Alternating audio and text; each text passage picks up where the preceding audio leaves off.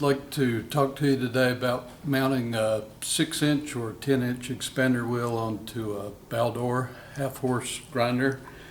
These tools are manufactured with a precise machined hole which fits the 5/8 shaft, pretty much a precision fit. They're actually a little snug on there.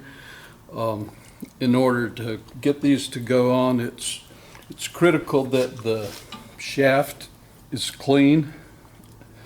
Sometimes these will come with just a little bit of a burr on the shaft. If you have any rust or any kind of burrs on there, that will keep this wheel from going on easily. Here I'm using a piece of 220 grit sandpaper. Just want to buff that shaft out a little bit, make sure we don't have any burrs or rust on it. That'll allow our wheel to slide right on.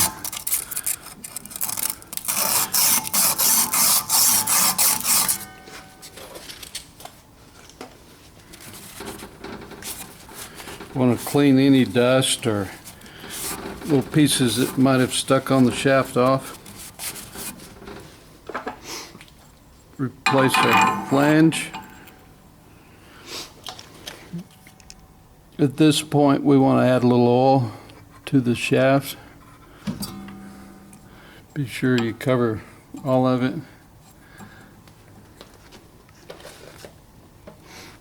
We'll also add a bit here to the hub.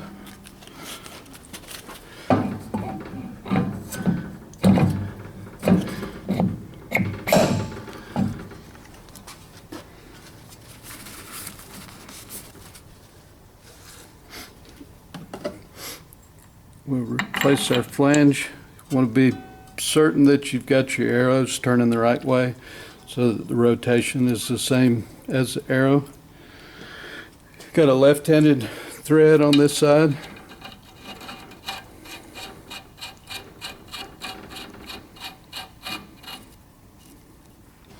And just snug that up. It doesn't have to be crazy tight.